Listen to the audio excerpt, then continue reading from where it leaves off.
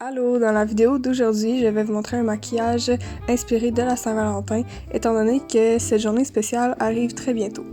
S'il vous plaît, notez que ce n'est pas le tutoriel le plus détaillé. C'est le meilleur setup que j'ai pu installer, donc j'espère que ça fera l'affaire. Je commence avec ma routine de soins habituelle pour ma peau.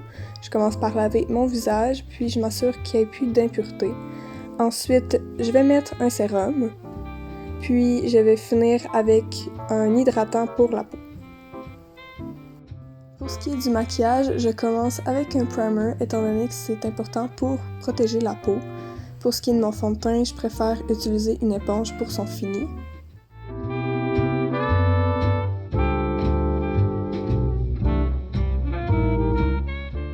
L'application du concealer est personnelle à chaque personne. Moi, j'en mets pas énormément, étant donné que j'ai pas besoin d'illuminer beaucoup de parties de mon visage.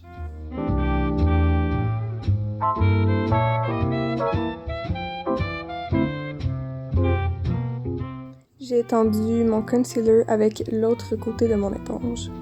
Maintenant, pour le contour en crème, c'est aussi personnel à chaque personne.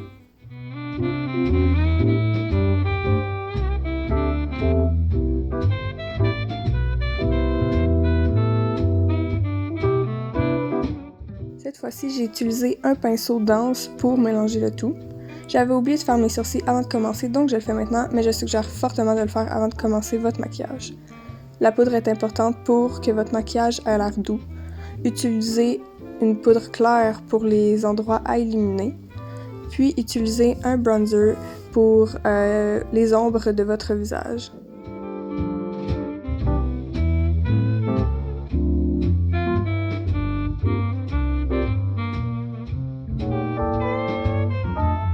N'oubliez pas d'enlever les résidus de poudre. Je prépare tout de suite mes lèvres en utilisant un scrub et du lipsil. Je le fais en avance pour que mes lèvres aient déjà absorbé le lipsil quand je vais être rendue à mettre du rouge à lèvres. La manière de faire ses sourcils est aussi personnelle. Pour moi, en gros, je commence avec un crayon de la couleur de mes sourcils, puis je finis avec une couleur un peu plus foncée pour des traits plus définis. Je finis le tout avec un gel clair pour les sourcils.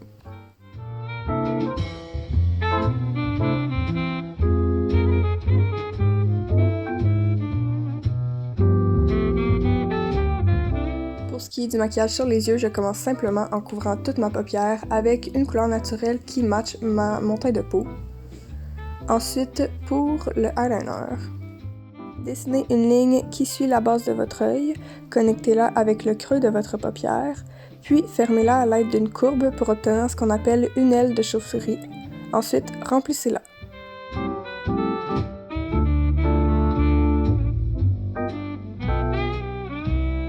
En ajoutant du noir sur mon bord libre, mes yeux vont avoir l'air moins ouverts, ce qui est mon choix en fait pour le look que j'envisage. Maintenant, pour la rose, je commence par me mettre des points guides.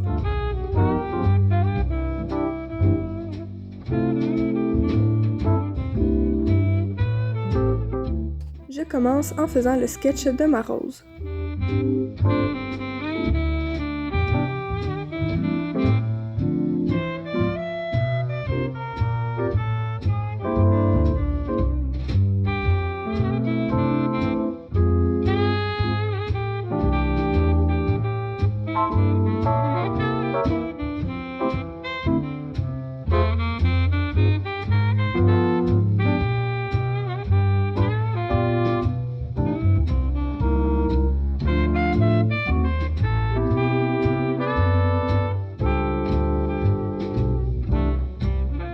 Ensuite, j'ai repassé de manière plus claire ma rose avec du rouge à lèvres.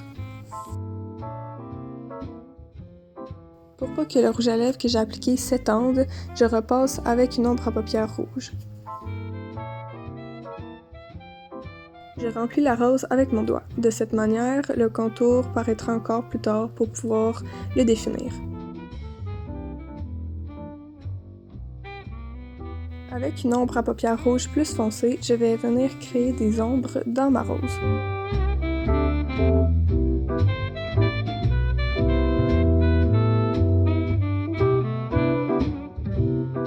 Ensuite, j'utilise un rouge plus vibrant pour pouvoir éclaircir les surfaces opposées.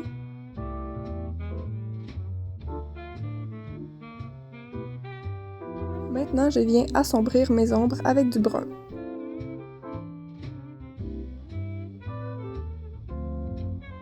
Dernière étape pour les ombres à paupières, je viens ajouter le premier rouge que j'ai utilisé au brun.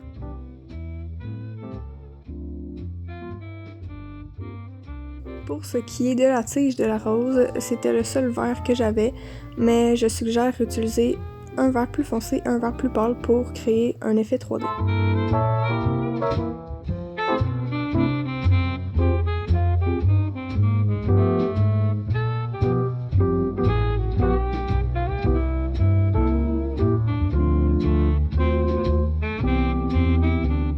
Finalement, je repasse les contours avec du eyeliner.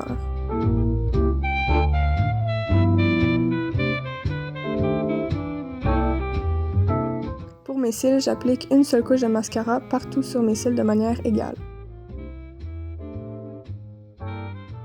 J'ai choisi des faux cils qui ne sont pas très volumineux pour ne pas cacher la tige de la rose sur ma paupière.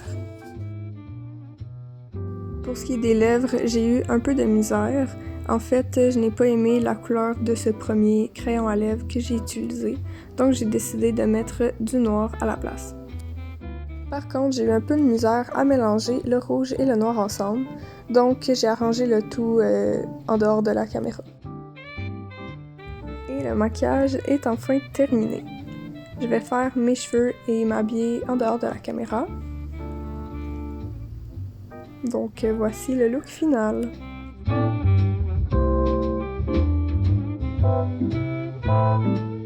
En passant, si ça vous intéresse, j'ai fait une vidéo sur la peinture derrière.